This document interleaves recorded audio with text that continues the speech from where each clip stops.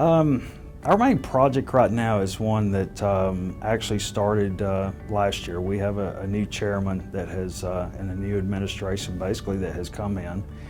And, nothing against the other ones, but he is by far younger, more technologically advanced, and more agile, as well as the other commissioners. And so last year when he won the primary and basically was coming in, his big platform was transparency and open government. Now, we hear that a lot, but he was ready to, put the rubber so it'd meet the road. And as much as he could at the time, working with the present administration, he empowered, me and my department to really kind of, go after that initiative. So with that said, we have been working with an advertising and branding company to not just roll out a website, but an intuitive, cognitive, a real smart, to really make it smart government, so we could reach out and not just give the citizens, the answers they want, but asking them, what do you want? What do you need from us? What do you want to do? And so Chairman Yarborough, when he took over in November, he really says, came to me and said, hey, we really need to make this happen. And so one of his first things, 6 weeks in, we were, live streaming our commission meetings. And, for a lot of people that doesn't sound like a lot, but for, a little rural county, it was really pretty good. And that in itself kind of helps citizens get engaged and so forth. So, long and short, using GIS tools and some of the business analytics and business intelligence, we're taking all this big data, as we say, and just kind of culminating into a smart, nice little, pretty package. I'm not gonna lie, it's a struggle, but it's through, associations and working with, Department of Homeland Security and the MSI-SAC and just reaching out to other, my peers, both locally and on the state level, and then, nationally as well through, NACO and NASCIO and just, like that.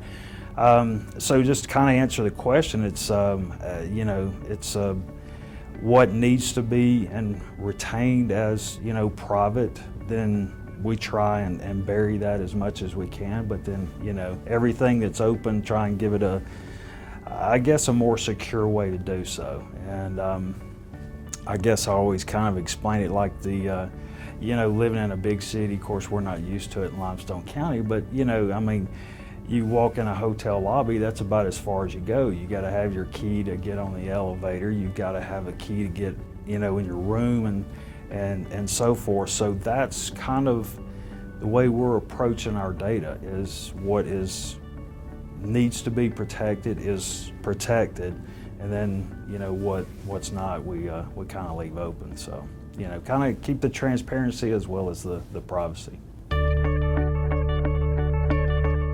I've heard it quite a bit, during this conference as well, and it's really, and it's again the initiative of our chairman. I just can't say enough about how he has approached this. He was like myself; he come in from the private sector, so it was like, a lot of the business analytics and the business processes, can definitely apply here.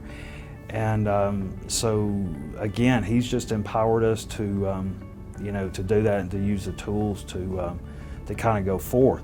And but with that, from like a project management approach. So that's actually, I've been working on my PMP certification so that we can walk through the processes, not just the agile development, but the actual identifying the stakeholders, the risk, the statement of work, and then, having a workflow all the way through, and then getting to the quality control of it from an internal standpoint as well as the external for the citizens. So it's been utilizing the cloud, utilizing virtualization, the web, social media, which, that's why I've hired younger people, because a lot of that I wasn't into, but they are, and they've been, instrumental in getting that information out and using it. I'm kind of old school, so I don't have a lot of Facebook and Twitter. I don't do a lot of that. And my cohort that you heard earlier, David Wicker from Rockingham County, actually he taught me into getting on Twitter and getting accounts, and so forth. And we have fun with it. But when I come in 10 years ago, voice over IP, phone systems were really kind of just beginning, and we were instrumental in doing that. We were actually one of the first counties in the state of Alabama to institute a voice over IP system. And then since then, that just enabled us to roll out, bigger and better things. The virtualization, we 2 years ago finished a 23-mile dark fiber initiative that was a big investment, but there again, the county administration saw you make an investment up front, we're going to, save in the long run, and we have, and it's enabled us to build. So, I guess going from websites to really utilizing the social media and those aspects, and I know we overuse the word cloud all the time, but just that, that collaborative effort, whether it be internally or externally or the hybrid, I guess has really been one of the biggest things. And that's where I continue to see it to go, is this Internet of Things, as we call it, it's just going to become so commonplace, that our cars are being wired up. We got in a rental car yesterday, and, it was syncing up with our phone so we could listen to what music we wanted, and 10 years ago, that was just, it was unheard of. So that was on movies, and so forth. But that's kind of what I've seen and where I see it going, really. I tell you, I cannot encourage incoming and even existing CIOs to engage in organizations like NACO and NASCIO and to utilize. I think I heard David say earlier that we're limited on staff. We don't have the CISOs and the security specialist, and I've got a network administrator. It's also the system administrator. So wearing many hats to do many things, and I know there are a lot out there that are the same way. So again, these organizations are great, and utilizing the tools that the MSISAC, I can't say enough, that's free. You're getting free updates, to update your firewalls.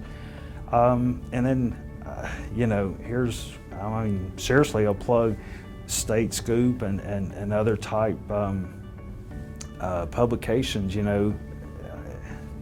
It Digital, I'll read it while I'm on the plane or while I'm sitting around. I find out what my peers are doing. And, again, from these conferences, it doesn't matter if you're Phil Bertolini in Oakland County, Michigan, and you've got, 36,000 users, or you're David Freeman in Limestone County, Alabama with, 700, we've got the same problems.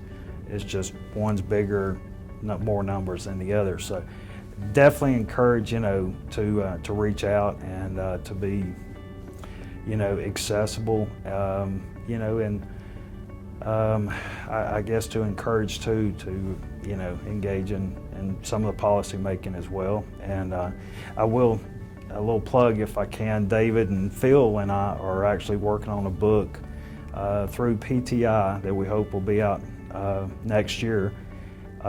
Basically kind of helping new CIOs that, like ourselves, we came from the private sector to the public, and it's there's not a college out there that can teach you sometimes how to do that. So there are some things to watch for, and so we're just going to try to take some of our experience and hopefully help someone out. But definitely encourage everyone to get involved. It's not a cost; it's an investment to get involved in some of these great organizations.